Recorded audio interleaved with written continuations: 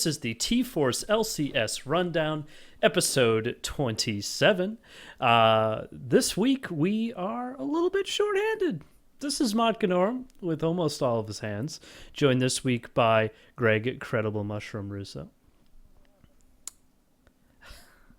Ooh, that doesn't sound good. What happened there? Oh, shit! Wow!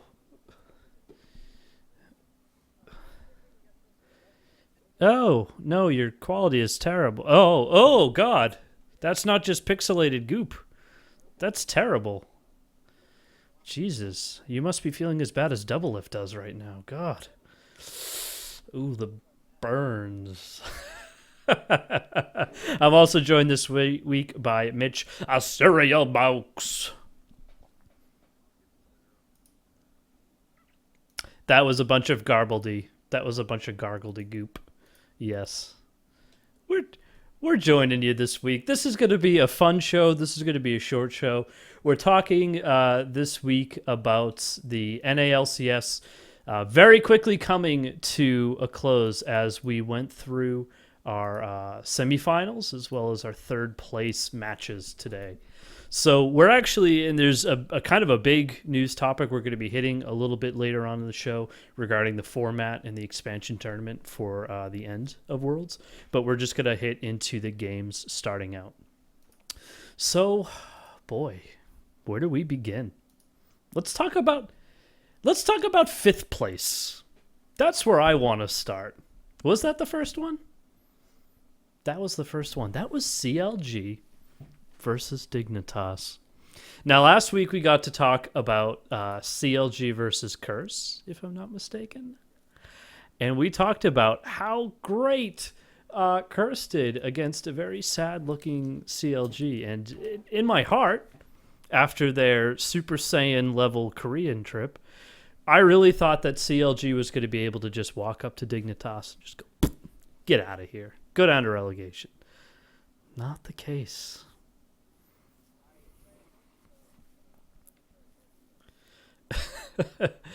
For those of you who didn't get to watch it, CLG got crushed. They took their first game against Dignitas, but then lost the next consecutive three.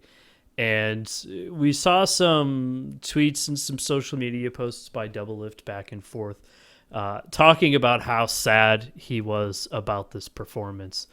But man, that's gotta burn. How do you guys...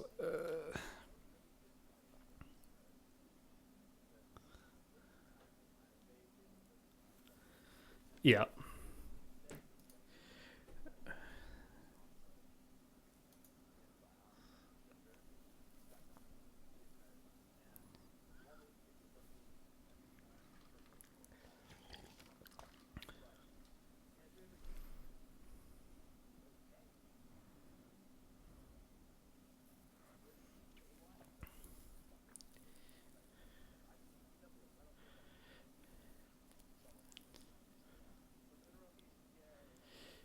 But, I mean, that strategy against Dignitas, who has a very weak bottom lane, should, in theory, work if the rest of your solo lanes can just be okay.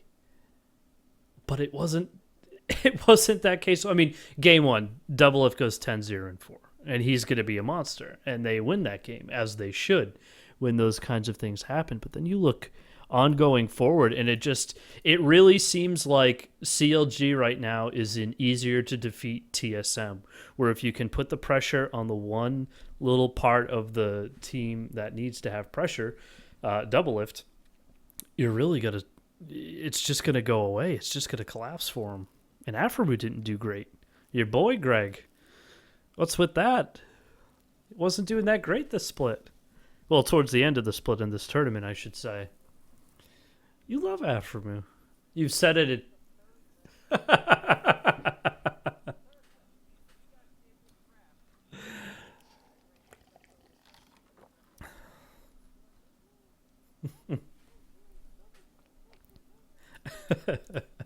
Well, I'm excited. I'm excited to see. I'm excited to see Dignitas next split because with, I mean, the pickups of Zion Spartan and Shifter, I just think that they're going to be in a really great position to. I mean, they had a great season, I think, overall.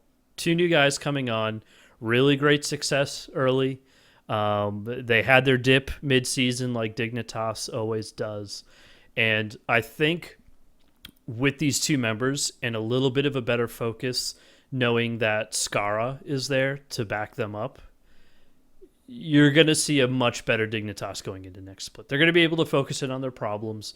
They had the taste of Worlds. They had that in the palm of their hand, and they let it go.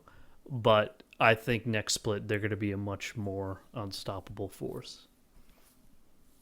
So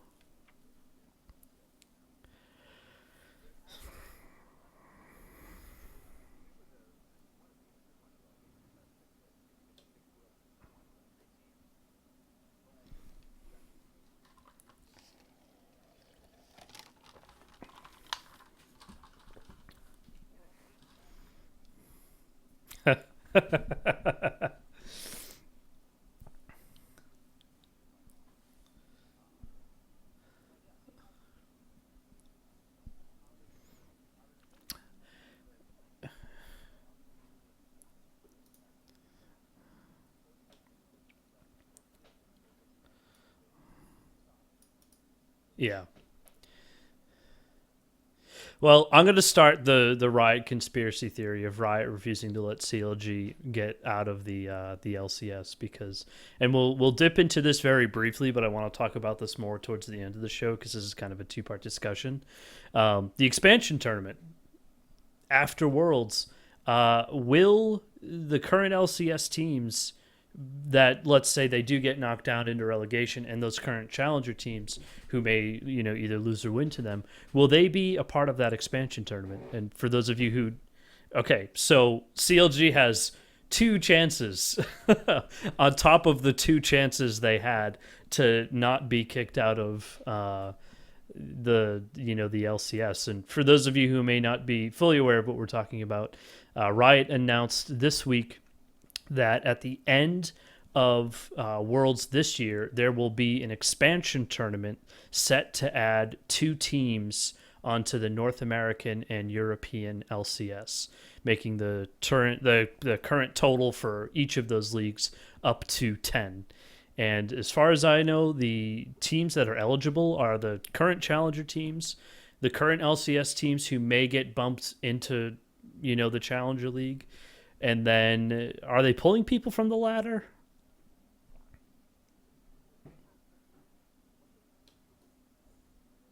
Mm-hmm.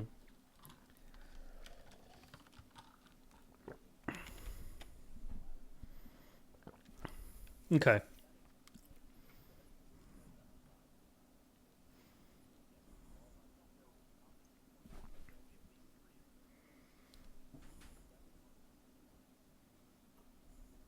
Yeah.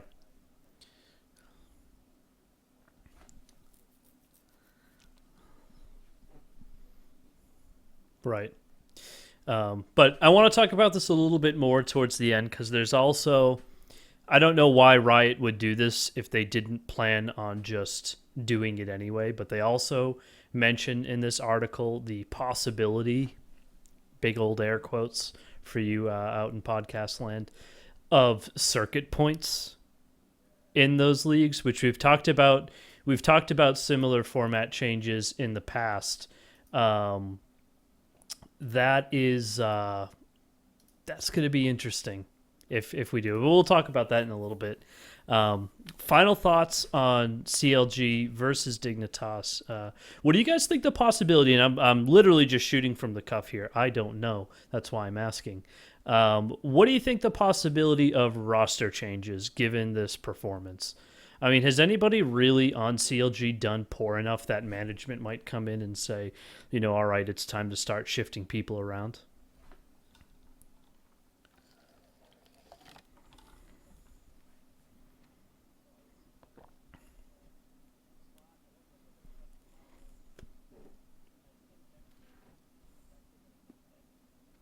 Mm-hmm.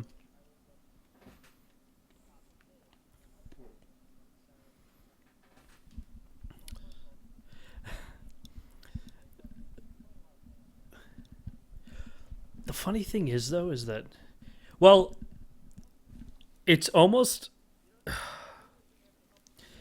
there were so there were so many games. There were so many games where Seraph was camped for seemingly no reason, like needlessly focused, like he was at that point all hype, and you have to stop him from getting to what he might eventually be. And I mean, I can't think of any particular game where he did outstanding, and I'm sure Twitch chat will be able to just pop in here, but and let me know if I'm wrong. But it seems like he's not the person on that team that you would want to focus out and stop, aka Double Lift being that person.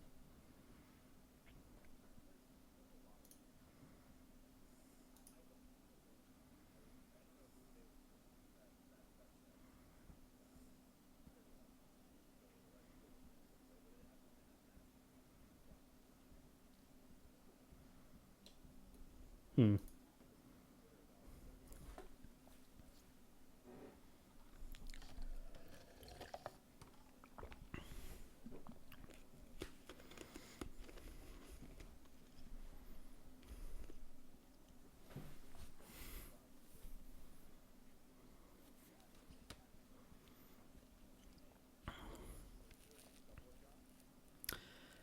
Uh, I don't know. It would be a little disappointing to me because every team's going to have ups and downs, and maybe CLG's performance lately just hasn't been enough for what he should expect out of himself. But I mean, if he's at the point where he wants to retire, I say, all the best and sail off into the night. But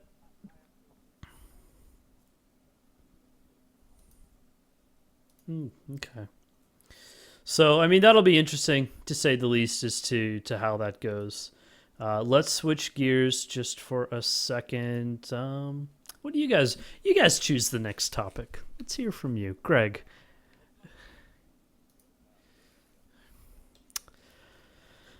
You'd be surprised, sir. And now we're gonna talk about that just because of that. Um, I okay, no, I promise I will be under control for this. And I'm gonna say my overall impression here. I am still not impressed by TSM. There it is. Yeah, he got all excited. He got pumped. He was ready for action this series. He had, especially in that last game, you saw a super pumped Dyrus, Solon Ackerman, screaming, going nuts, making that game easily closed out. But here is my fundamental problem with TSM still. I this excitement, this energy, and this, I'm going to call it caring, where was that all season? If that was them all season, what a different TSM we would see. I don't think it was only Dyrus. I think that affects the whole team. I mean, Lust Boy did well. There was only that like one really flashy play that I caught that really piqued my interest. But I don't think Glebe could have done any of the things that he did. I definitely still think that was a good pickup. But overall, I think this is a team that can contest Cloud9. I think that's possible. Um, I think that potentially they could do okay in Worlds, but where TSM is going to make the difference for me is when they end up going into the next split and how they perform there. They're going to have a solid team. They should have a pretty good attitude depending on how Worlds goes for them. They should be able to dominate again. They've got all the pieces they need. Do really well. Do like you are expected to do. And not just kind of suck half the time and then have Dyrus go, oh no, I'm Dyrus and I copy everybody, so that's too bad, guys. Sorry you love us still, but we're just going to do mediocre forever. I don't know.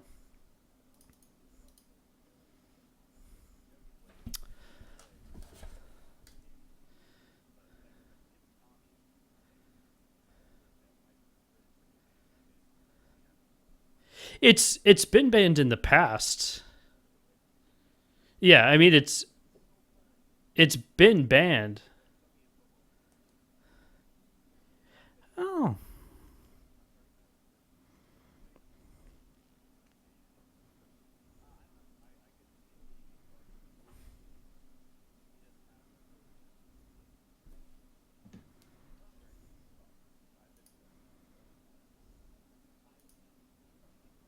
I don't like TSM. I am excited to see them at Worlds and see what they can do. Gotcha. Uh, I don't know. I think they'll do okay at Worlds. I haven't taken a look at the. Let's see here. I haven't taken a look yet at the World Championship pools yet and where TSM may potentially fall. Let's see. So they're either going to Well, be that's facing. no, we don't know who they'll be facing. Well, What we they're know is that right. if Yeah, if there's only they like two win, teams. if they win against Cloud9 tomorrow, which God, I cannot believe we have games on Monday, and so we can't actually talk about all of them.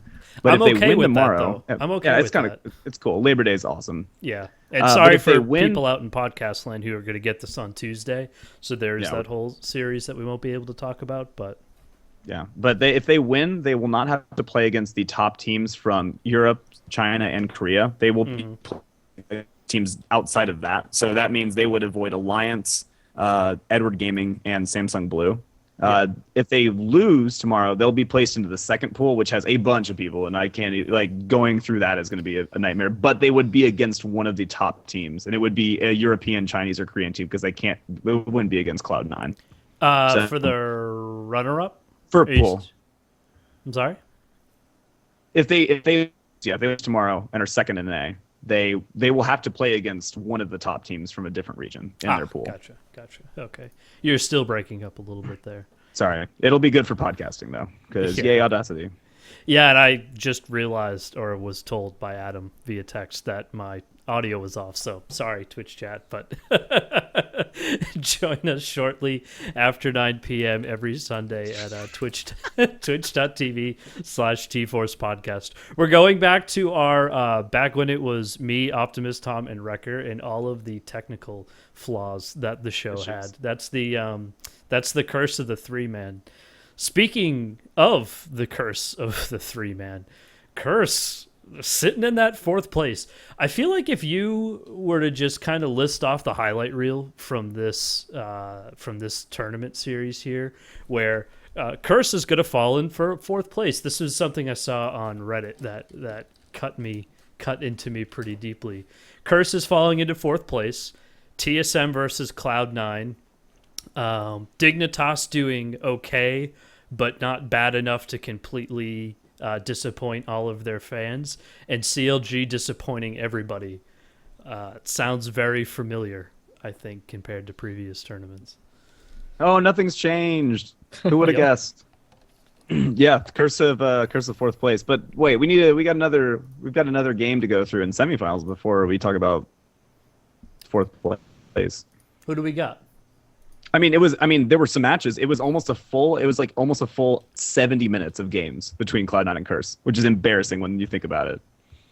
Because that's just horrible. The Cloud9 won every game under 30 minutes and just destroyed Curse. I'm not surprised. Well, it's This the is what Cloud, C9 does. It's the Cloud9 undefeated in tournaments dream. Yeah.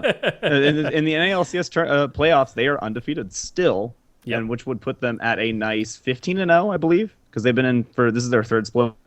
Yep. Yeah, they're looking so dominant, and I have a lot to talk about this match, just because of how one-sided it was, and it was kind of all over the place. Everyone from it wasn't like one grade constantly. Everyone just did well, and that's what happens when you have a stop like that. I mean, I'm hoping that Cloud9 carries this. I hope they beat TSM, and I hope they win, and then I hope they are able to take this dominant power and bring that straight into Worlds and mess stuff up. How far did they get in Worlds last year? I feel like that was forever ago, and Cloud9? Yeah. Cloud9 won their first bracket stage game and then lost to Fnatic, I believe. No, sorry, it was their first bracket game. It was against Fnatic and lost, I believe, 3-1. But yeah, they didn't make it past their first game because they were a number one seed. They got a bye to the quarterfinals, and then Do you, promptly lost to do you Fnatic. know who was it that they lost to last year? Do you know? Fnatic. Okay, that's interesting. Well, hopefully we don't see that again, because I really like Cloud9, and I think if there's any North American team that's going to do it, it's going to be Cloud9.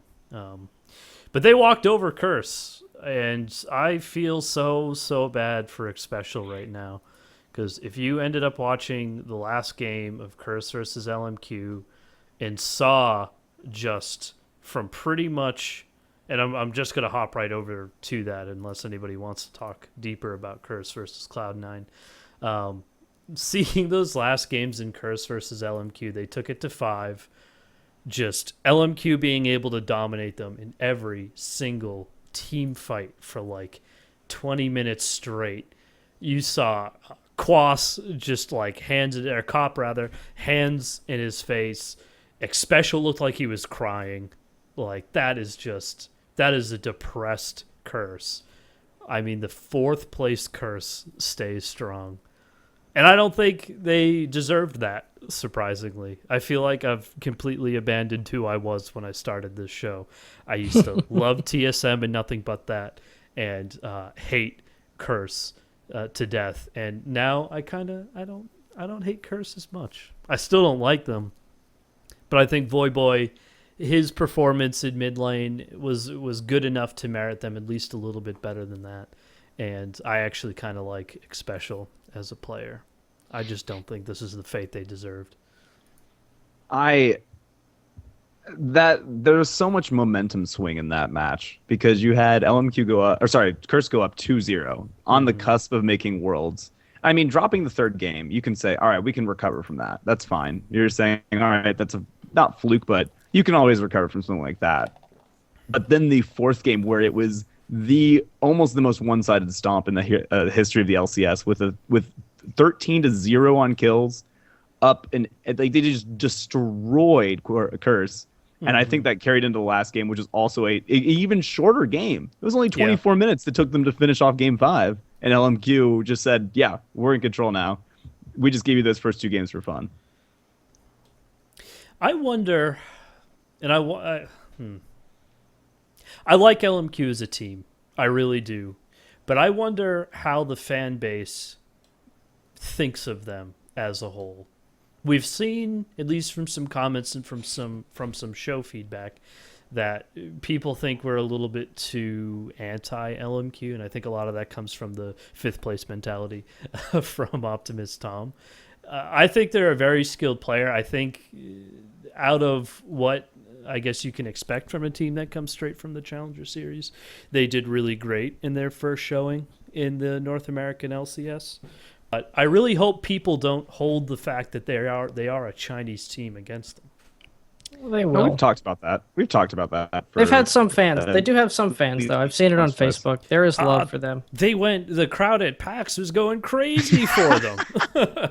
They loved it, and I'm happy for them to love it. I want them Well, it's because no one likes Curse. My thoughts on LMQ is I'm happy for them to be in here, and I like watching them play.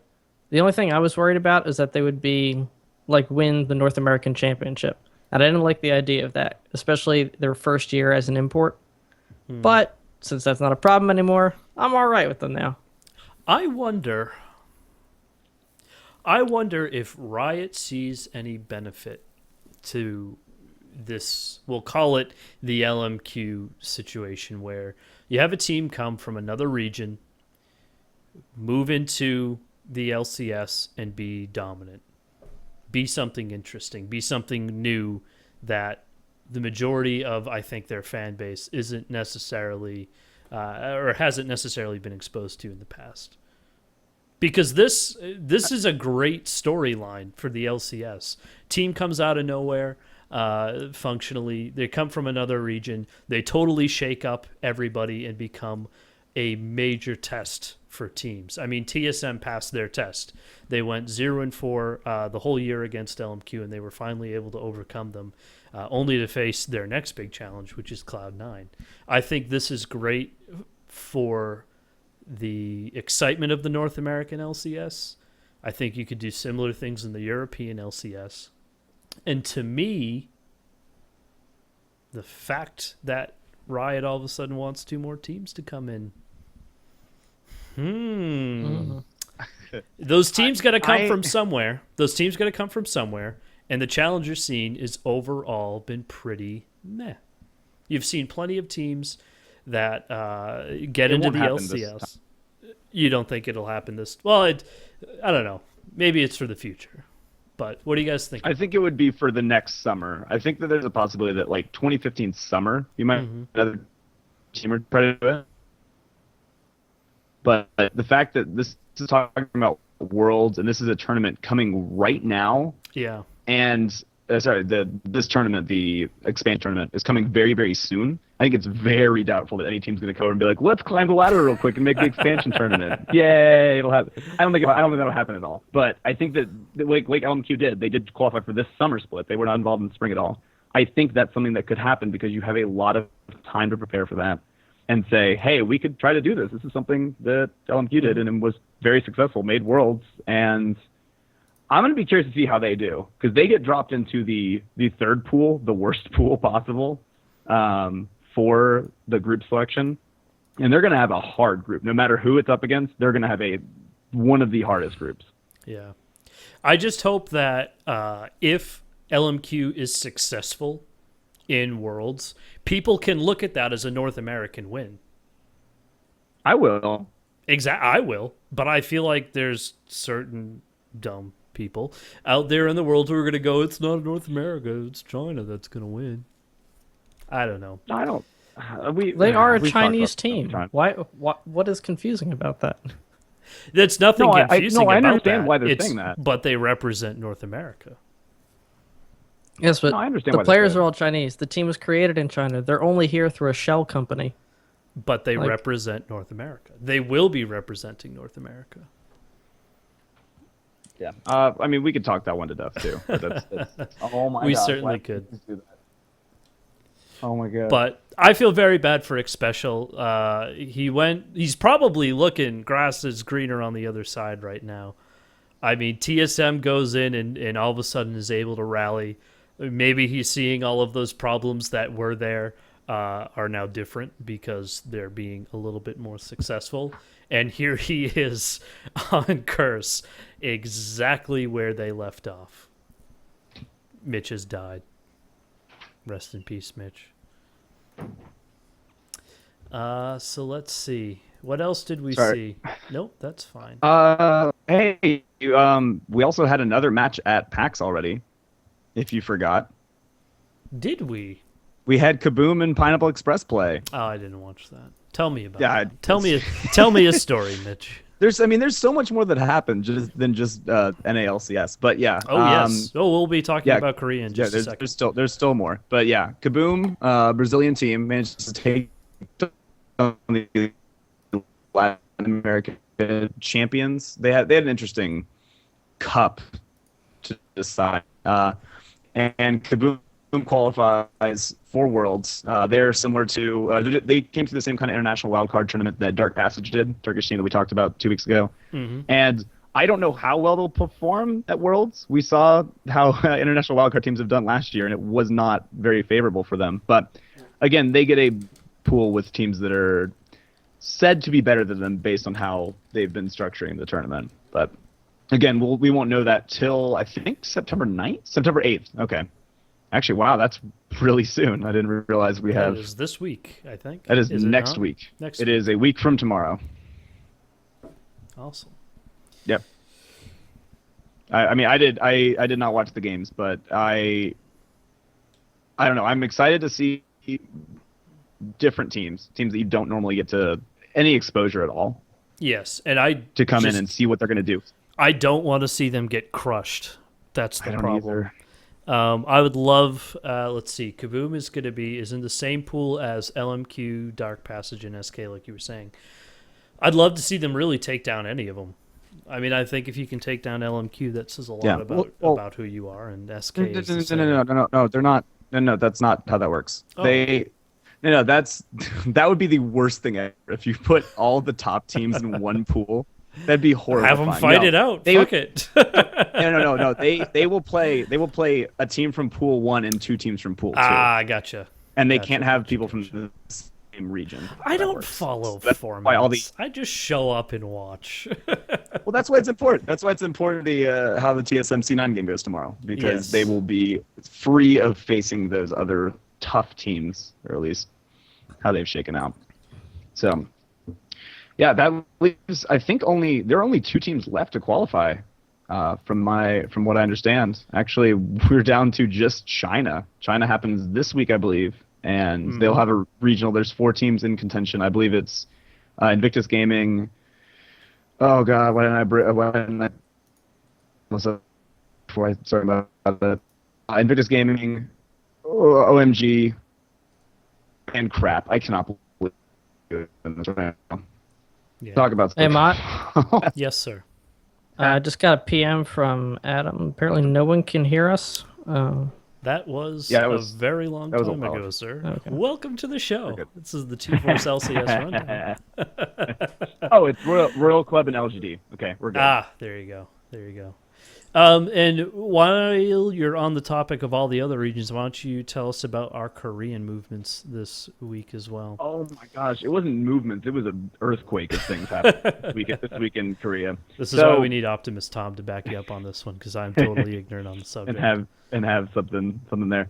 So as we talked about before, and we talked briefly about circuit points earlier, Samsung White and SKT1K tied for second place this season, below Samsung Blue, who automatically qualified. So just the second place team just goes to Worlds, but since there was a tie, they had to play a best of 5 to resolve that. And White destroyed SKT1K, a big 3-0, which was the team of Korea this week, because what that did is dropped SKT1K down to the gauntlet tournament. I know that's a bit overused by Reddit and by me and by everybody, but they had the gauntlet of, you had the first game was Najin White Shield, the 5th place team, versus KT Rolster Bullets, 6th place.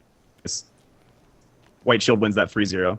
That means White Shield plays KT Arrows, 4th place team. They 3-0 them too. And then they play SKT1K with the winner going to Worlds. And again, just SKT1K picks up one game, but Shield is on a roll and just destroy K. They're through to Worlds. And so all of the colors, as Optimus Tom posted on Twitter earlier today, it's Samsung White, Samsung Blue, and White Shield going to Worlds from Korea and look really good. I think Monty posted something today as well that was saying, I really believe the top 3 teams from Korea are going. And it also means the curse of last year's champion from Worlds doesn't requalify for Worlds again, because that's happened every year with Fnatic, Taipei Assassins, and now SKT1K. That's awesome. I'm pumped for a new round of team skins. I love those team skins. I've bought every single one. And I had not even heard of half those teams before they were in Worlds. So that shows you for my frivolous spending. But educate me. Where can I even go to watch these games? Because I know if you go to the LOL Esport website, rather, you can go and find the match details to a certain extent. You can see when they're played and who ended up winning. Usually it takes them a while to update, but you can get the game-by-game stats as well. And then Leaguepedia is a much better source for the info on those, but where can I actually go to watch these games? I mean, live is always difficult for Korea, and honestly, there's not going to be ones for a while because they're done now. But they're usually pretty early in the day. They're like 6 to 8 a.m. Eastern time. Yeah. But that's live. Live you can watch for free. If you want to pay for HD ones, you can watch the VODs on that same Twitch channel. The OGN Twitch channel. I don't know the link off the top of my head because it's usually the top most watched thing on Twitch at the time. Otherwise, some people have been posting them onto YouTube. There's ways to download them. But as far as like official releases, it is the pay for one on Twitch that is the only one I could probably direct people to and not get in trouble for trying to tell people where to go. And is that... See, I'm so uneducated on other scenes other than North America and Europe.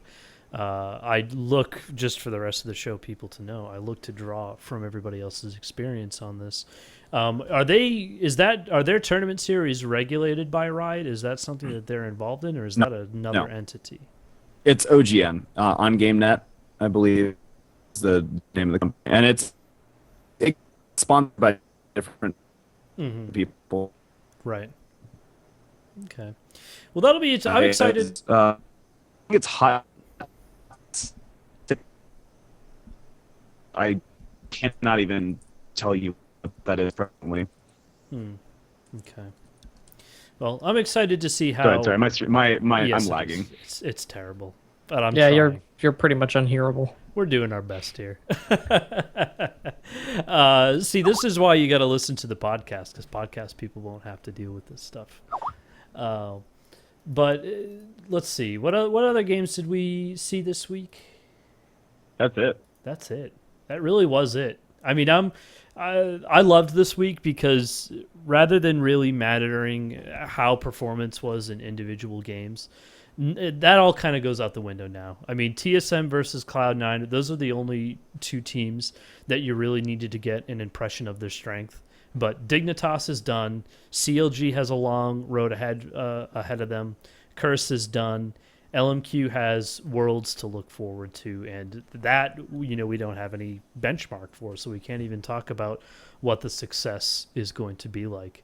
So unfortunately, we won't get to talk about the games that are happening tomorrow on Monday, for those of you who are listening out in podcast world. So hop over to our Twitters to see our impressions of those, as I'm super excited to be able to watch that uninterrupted by work or life or other things like that. But let's see. Do you guys have any final thoughts on the circuit points and the other announcement? I wanted to kind of push it off from here, but I think we kind of touched upon all of at least the relevant points from the expansion tournament and circuit point announcement from Riot. I look forward to having more teams and thus more interesting weekly matchups. Well, they're talking about how it might happen. Yeah. It might. Why? You don't? Why? Because there's already a lot to soak in and a lot to watch. And I think for older audiences who have a lot of going on in their life, it's already a lot to cue into and watch. And I think you're getting to the point where I'd be really interested to see how the times break down. But you may be looking at League of Legends tournaments professional-wise every single day, which in theory sounds like a great thing. Actually, that sounds awful. I didn't say I look forward to more games per week. I said I looked forward to more teams. Different teams is what I would be more excited about. Yeah. If there's 10 teams or 6 teams or whatever, the more teams you have, the more possible combinations you have for matches, and that keeps things fresh. You're not seeing the same players fighting each other over and over and over again. Now, and when you phrase it that way, I wonder whether it's more games getting played or teams just play each other less. Probably the second one, I would think. That will be interesting. Well, it's almost got to be an even number. Like, if you think about it, they've had this where they want to play each other on each side multiple times. It's got to be like 4 per team, per opponent. Yeah. I don't know. See, this is why I didn't want to talk about this, because we don't know. We don't have the information, and furthermore, we don't really have any information about whether or not any of this will even happen. I mean, I think it's pretty convincing to me that they're going to do this. It wouldn't make sense for me, to me at least, for a company with as tightly run a ship as Riot does to go out and say in an official capacity that this might happen and then not have it happen. It wouldn't make any sense to me at all for that not to happen that way. I don't know. We talked circuit points briefly, right? And I think the thing I like about it is the fact that I like circuit points in Korea a lot, anyways, and it's true they have it in Seattle in Southeast Asia. But the fact that it would mean that spring split would mean a lot more towards Worlds than just summer is very exciting to me, and means that people could do well in one or the other ends. Like, you could do well in spring split, maybe not as well in summer, and still be able to qualify instead of just getting dumped on because they didn't do well one split. I really like Korea's way of doing things, which they ever actually talked about saying they might just do spring and summer, no more winter. I don't know if that's happening yet. There were rumors about it this week, so we shall see. I do find it interesting that in the article they specifically mention that a concern of theirs is the player base essentially being able to understand it, not the player base of the professionals playing. They're going to have a pretty good grasp as to how this stuff works. But a new viewer coming in and saying, I want to watch the LCS, being able to understand how the circuit points work, and what these things can, how overall they contribute. The only thing I don't like about it is that it sort of reminds me a little bit of the NASCAR situation, which is a horrible sporting model for competitive anything. I mean, I'm not really worried about that, to be honest. I'm not worried about the format. If it's something that's going to make the games more interesting, they have a tremendously talented production staff. The crew that runs that broadcast and does all the game play-by-plays and all of the post and pre-game analysis, they do a wicked good job of explaining all this stuff. And they're going to make it make sense to anybody who sits there and watches it. They can take you through and hold your hand through this. And they do a pretty good job of taking somebody who's never even played League of Legends before and taking them through the paces to understand why what they're seeing on screen is happening, and why certain things are important and certain things aren't. And super big shout out to that whole team. I have never heard them so excited to cast a game as when I heard the last games of the LMQ TSM games. They were geeking out. That was some good League of Legends, but holy shit, they were excited for that. Oh, Greg, are you talking about just the points kind of system of everything building up over the course of the year when you said NASCAR? Yeah, and so it's not really clear like who needs to win what to get where. And you can win some things and then lose a whole bunch of other smaller events and still be comfortable in your position, that kind of stuff. I don't know. I think League has all of the tools in place to make it a very clear-cut system. I think, and I don't know too much about circuit points, how it works, and how it would be directly applied to these systems, and into League, because I've like I said, I've never really watched any of the Korean League or paid much attention to how it works. But I think that anything that will make these games more competitive and put the pressure on the teams to really perform better throughout the entire pace is going to be much better.